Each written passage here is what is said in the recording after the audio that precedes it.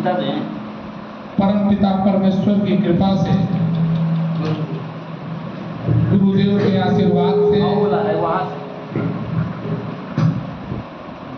माता पिता के आशीर्वाद से, भक्तों के प्रेम से प्रत्येक गुरुवार श्री शिव महापुराण कथा आनंद उत्सव श्री राम जानकी शिव मंदिर भभुआ में श्रवण करने का अवसर प्राप्त होता है। भगवान की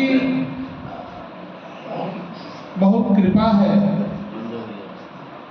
हम भक्तों के ऊपर तब ऐसे कार्यक्रम का आयोजन निरंतर हो रहा है। भगवान अपने भक्तों को आनंद के लिए भजन कीर्तन कथा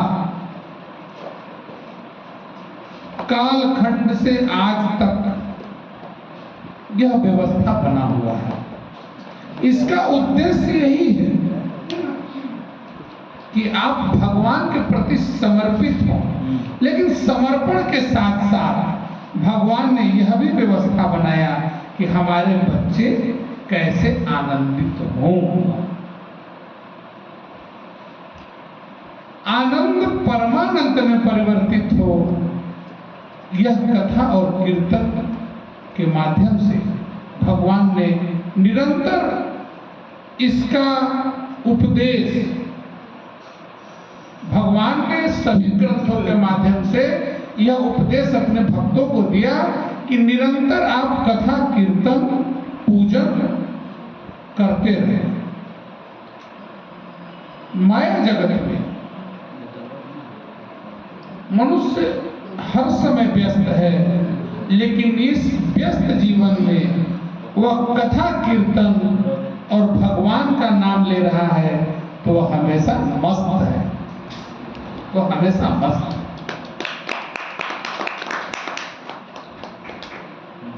भगवान ने दिन का निर्माण किया, अलग अलग दिन में अलग अलग कार्य फल का विवरण है। सबसे पहले तो भगवान बताते हैं श्री शिव महापुराण में भक्तों के लिए परमपिता परमेश्वर भोलेनाथ बताते हैं उत्तर की तरफ मुख करके पूजा करने का विशेष फल है। पूर्व के अभाव में उत्तर दिशा में पूजा करने का भी आश्रय लेना चाहिए। नेत्र रोग, शिरो रोग, कुष्ठ रोग की शांति के लिए रविवार को जरूर पूजा करना चाहिए। ब्राह्मणों को भोजन कराना चाहिए। इस प्रकार दिन महीना वर्ष 3 वर्ष संध्या रविवार की पूजा भी जरूर करना चाहिए। भगवान ने दोनों पहर सुबह के समय और संध्या काल विशेष पूजा को बल दिया। व्यस्त आप रहें, आपकी व्यस्तता उसको मंजूर है, लेकिन उस व्यस्तता में अगर आप थोड़ा सा समय भगवान के लिए देते हैं तो वह भी उससे बहुत मंजूर है। उसकी मंजूरी क्या है, आप कभी इस पे गौर करें। मंजूरी आपके मन को अपने तरफ खींच लेना। आपके मन को भगवान अपने तरफ खींच लेते हैं। आप इस माया जगत में बहुत कर्म करते हैं, भूल जाते हैं। बहुत ऐसी चीजें जो आपको याद नहीं रहती हैं, लेकिन जो भगवान की कथा सुनता है, भगवान का कीर्तन करता है, भगवान का गुणगान कहता है, वह निरंतर इस जन्म में भी और आने वाले जन्म में भी हमेशा भगवान का नाम याद रखता है। यह भगवान की व्यवस्था है। यह व्यवस्था बनाई भी इसीलिए गई है जब अमृत पान करेंगे, कथा अमृत है, कथा अमृत है, यह व्यथा को खत्म करती है। जब आप इसका सेवन करेंगे, रसामृत है, तो आपके शरीर में जो ऊर्जा बनेगी, जो आनंद के रस प्राप्त होंगे, वह निरंतर चलते रहेंगे। और जब यह चलेगा, भोलेनाथ की मस्ती और भगवान श्री राम और कृष्ण का संगम,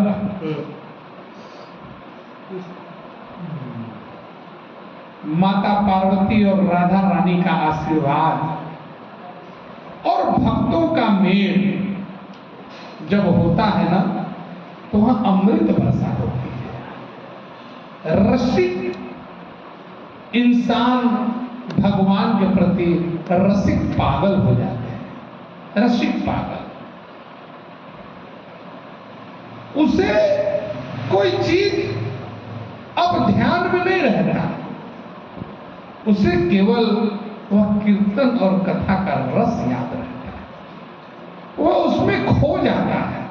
शरीर की सारी इंद्रियां, आंखें, कान, मुंह, कर्म, त्वचा उस आनंद को महसूस करता है। आप आंखों से भगवान का दर्शन करते हैं, कानों से भगवान की कथा को सुनते हैं, मुख से भगवान का नाम का कीर्तन करते हैं, शरीर रोम रोम, त्वचा रोम रोम आनंदित हो जाता है, मन प्रसन्न हो जाता है। यह जीवन सत्य समझ में आने लगता है। इस सत्यता में जीवन में अगर कहीं समस्या आती है, उस समस्या का निराकरण भगवान भोलेनाथ ने श्री शिव महापुराण में दिया है कि किसी भी दिन के माध्यम से आप इन समस्याओं का निराकरण कर सकते हैं। भगवान ने यहाँ बताया कि नेत्र रोग, शिरो रोग, कुष्ठ रोग की शांति के लिए रविवार को भगवान को जरूर कुछ न कुछ अर्पित करें।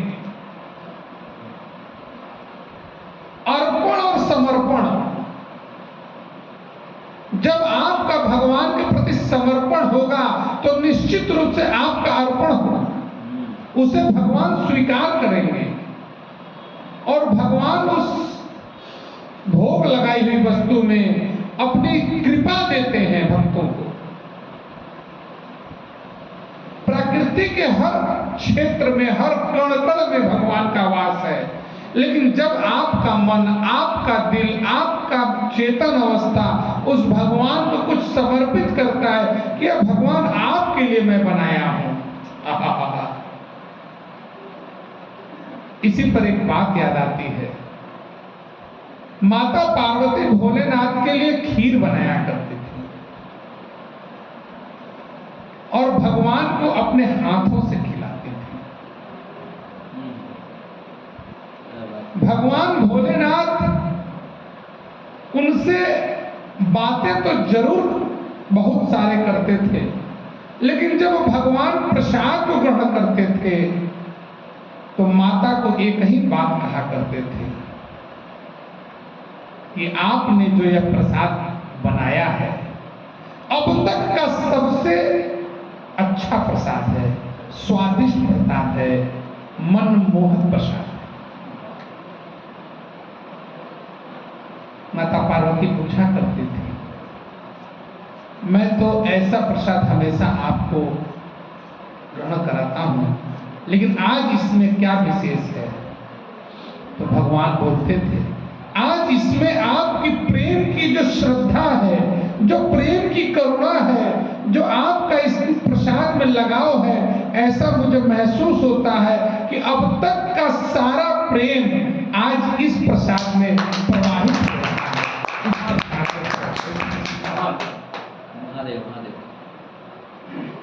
भगवान का ऐसा वचन क्यों रहता था? भगवान ऐसी बात अपने भक्तों के लिए क्यों बोलते थे? भगवान इसलिए बोलते थे कि आपने जब जब प्रसाद मेरे को चढ़ाया तब तक आप प्रेमी थे हमारे।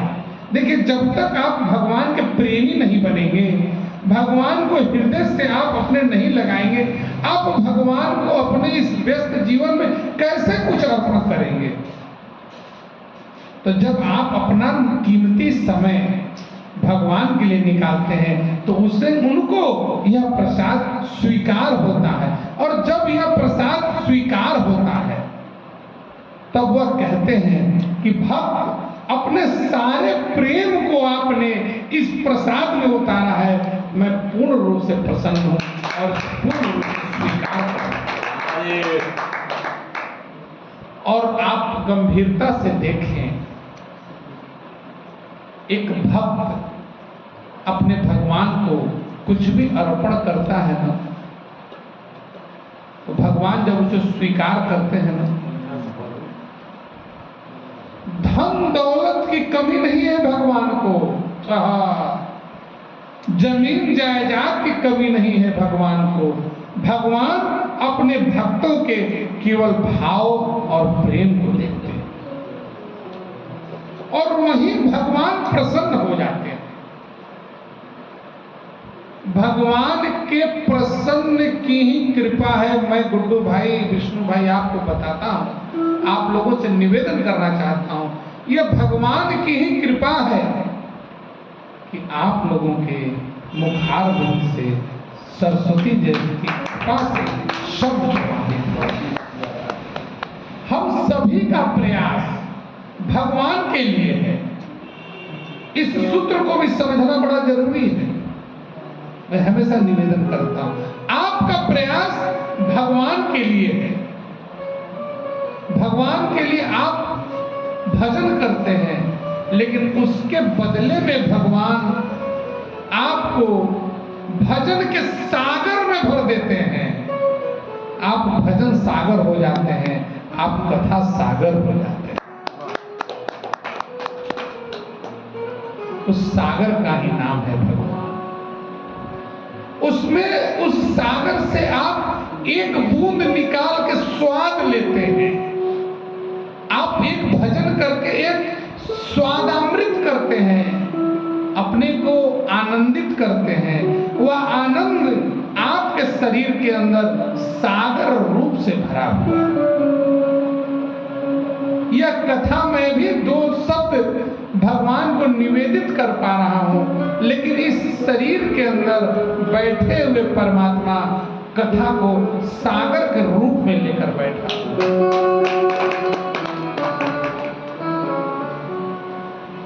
हमारे मित्रों का एक समूह शहर में कथा सागर परिवार अपने प्रयास को, अपने कर्म क्षेत्र में भगवान के इस कर्म को हासिल किया, और मैं निवेदन करूंगा कि पुनः यह परिवार भगवान की सेवा में लगे और भगवान को अपनी सेवा प्रदान करें। बड़ी किस्मत वाले लोगों को मिलता है भगवान की सेवा करना। अगर इस जन्म में उनकी सेवा का अवसर मिल रहा हो तो हम सभी मित्रों से निवेदन करेंगे, इस सेवा को पूर्ण रूप से स्वीकार।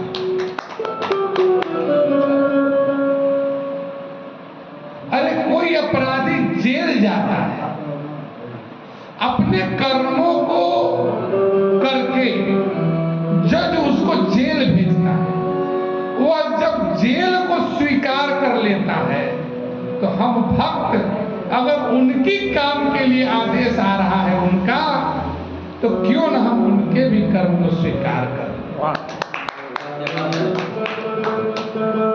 मैं निवेदन करूंगा कि पुनः कथा सागर परिवार अपने इस कर्तव्य को भली भांति ईमानदारी से, प्रेम से, निष्ठा से, सहयोग से, आपसी मतभेद को भुला के सभी लोग एकत्रित होकर पुनः कथा सागर परिवार को निरंतर इस कार्यक्रम को प्रारंभ करें, यही मेरी प्रार्थना है। आगे यह कार्यक्रम प्रत्येक सोमवार को श्री बैजू बाबू मंदिर में हुआ करता था। मैं कोशिश करूंगा कि पुनः यह कार्यक्रम फिर से प्रारंभ हो। आगे भगवान बताते हैं, हरि बोल।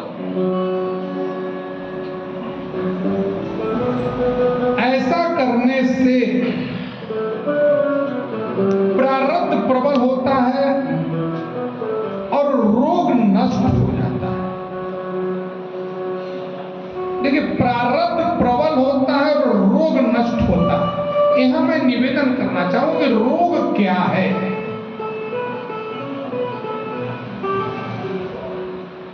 दो तरह का रोग है। एक भौतिक रोग जो शरीर में होता है और एक मन का रोग। गुड्डू भाई साहब, मन का रोग क्या है? मन का सबसे बड़ा रोग है कि इंसान इंसान को नहीं समझता। यह सबसे बड़ा रोग है। इंसान इंसान को नहीं समझता। और भौतिक रोग क्या है? यह इंसान अपने ही शरीर को दूषित करते हुए रोग उत्पन्न करता है। रोग कोई बाहर की चीज नहीं। अपने खाने की प्रवृत्ति को बदलना, आचरण के प्रवृत्ति को बदलना, आंखों का सही उपयोग न करना, मुंह का सही उपयोग न करना तो रोग का कारण बन जाता है। यहां भगवान बताते हैं कि प्रारब्ध प्रबल होगा और रोग नष्ट हो जाएंगे। तत्पर वारों को इष्ट देवता का जप भी वार के अनुसार फल प्रदान करता है। पाप शांति के लिए आदित्यवार को विशेष रूप से पूजन करें, क्योंकि सभी देवताओं को रविवार विशेष फल प्रदान करता है। अब आप सोचिए, बार बार रविवार का नाम क्यों आता है? रविवार सूर्य से जुड़ा हुआ दिन है। दुनिया अपने कर्म को भूल सकता है। कोई ग्रह अपनी स्थिति को बदल सकता है, लेकिन सूर्य अपनी स्थिति को कभी नहीं बदल सकता। यह सूर्य का अपना स्वभाव है। हमारे सनातन में कुछ ऐसे लोग हैं जो सूर्य की उपासना करते हैं। आने वाले दिन में सनातन में छठ पर्व बड़ी ही हर्षोल्लास के साथ मनाया जाएगा।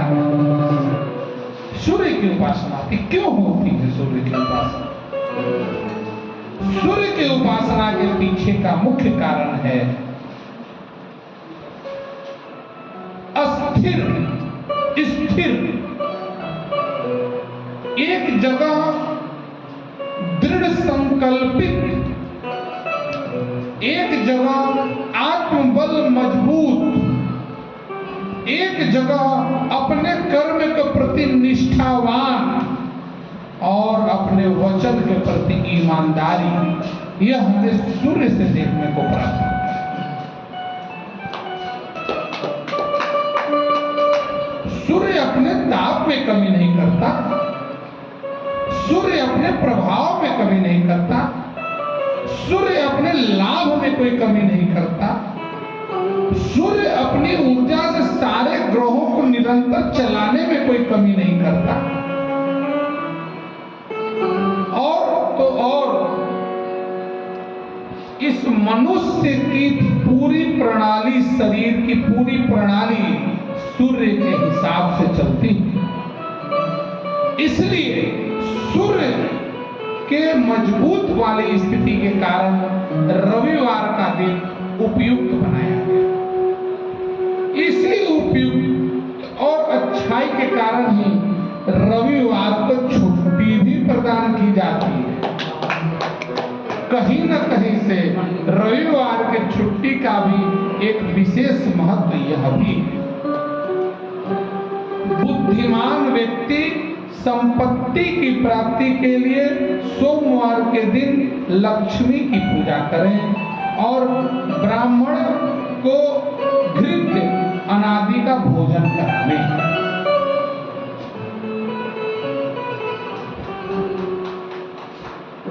उसकी शांति के लिए मंगलवार को महाकाली की पूजा करें, उर्द, मूंग, अरहर का ब्राह्मण को भोजन करावें। बुधवार को बुद्धिमान व्यक्ति श्री विष्णु का दधि युक्त अन्न से पूजन करें। सर्वदा पुत्र मित्र, बड़ा अच्छा शब्द यहाँ दिया, पुत्र और मित्रों से अच्छा व्यवहार रहेगा। भाई देखिए, मित्रवत भाव में हम लोग भगवान कृष्ण का नाम जपते हैं। कहीं ना कहीं भगवान की कृपा है कि हम लोग एक मत से एक साथ रह के इस आनंद उत्सव के कार्यक्रम को संपन्न कराते हैं।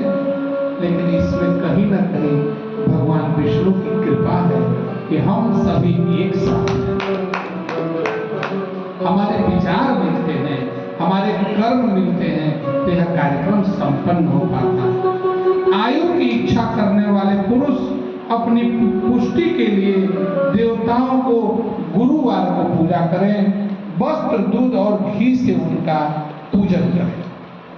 भोग की इच्छा हो तो भगवान ने बड़ा अच्छा चीज यहाँ बताया, भोग की इच्छा हो तो शुक्रवार के दिन देवताओं का पूजन करें और ब्राह्मण मित्रगण को प्रसाद के साथ उन्हें तृप्त करें। उत्तम वस्त्र स्त्रियों को दान करें। इसी प्रकार अल्प मृत्यु दूर करने हेतु शनिवार को रुद्रदेव की आराधना करें। अल्प मृत्यु का भय अगर सताने लगे तो रविवार के दिन रुद्रदेव की आराधना करें, तिल से होम करें। शनिवार के दिन तिल का होम करें, तिल का दान करें, ब्राह्मणों को तिल का भोजन करावें।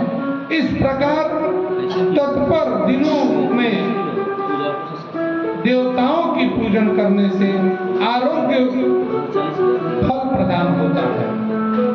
देवताओं के नित्य यजन विशेष प्रकार से यज्ञ में, स्नान में, दान में, जप में, होम में, ब्राह्मणों के तर्पण में, नक्षत्र के योग में देवताओं का पूजन करने से कई प्रकार के फल प्रदान होते हैं।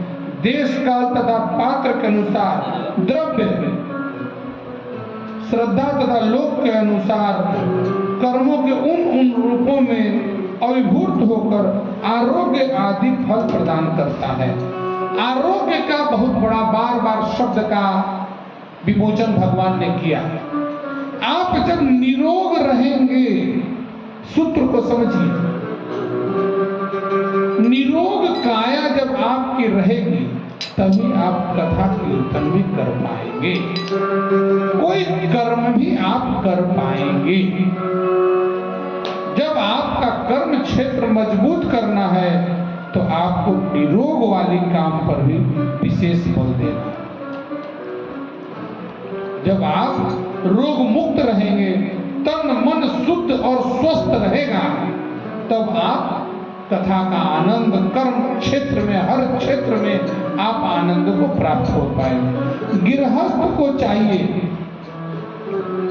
कल्याणकारक फल की प्राप्ति के लिए अपने जन्म नक्षत्र के अनुसार, ग्रहों के अनुसार पूजन करावे। आपके ज्योतिष में, भारत में ज्योतिष का बहुत बड़ा महत्व है। ज्योतिष गणना के आधार पर आप अपने जन्म तिथि के अनुसार, ग्रह के अनुसार आप पूजन कराएं। लेकिन मैं यहाँ एक चीज और निवेदन करना चाहता हूँ कि भक्तों के लिए भगवान हर समय समर्पित हैं। उनके लिए हर समय दीपावली और हर समय दशहरा है।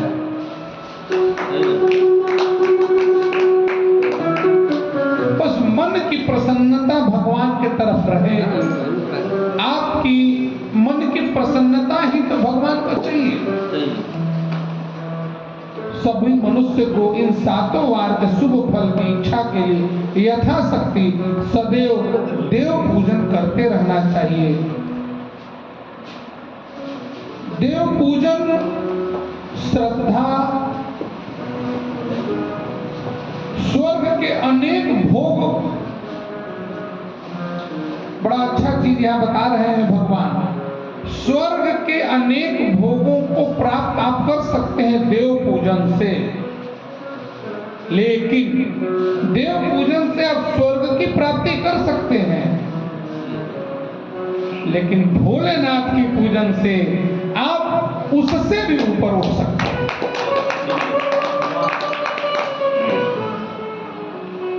आगे धनवान पुरुष को चाहिए कि आप अपने धन से वृक्षारोपण, जलाशय, पाठशाला, धर्मशाला आदि का निर्माण कर भगवान के लिए इन सभी चीजों को समर्पित करें।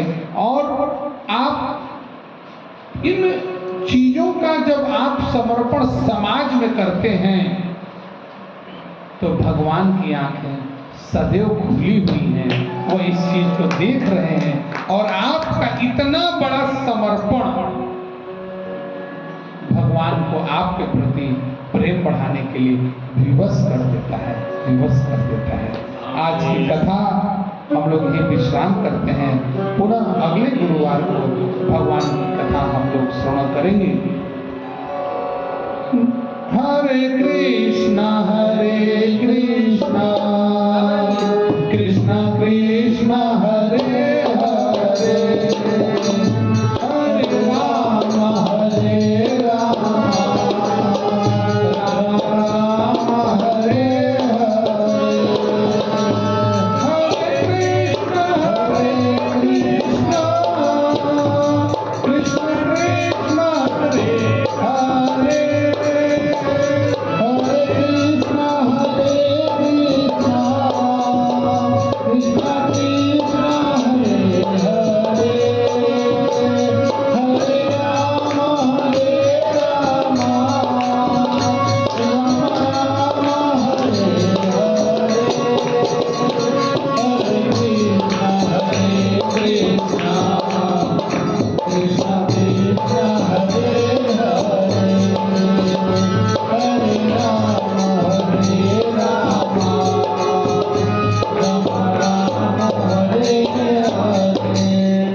कर्पूर गौरम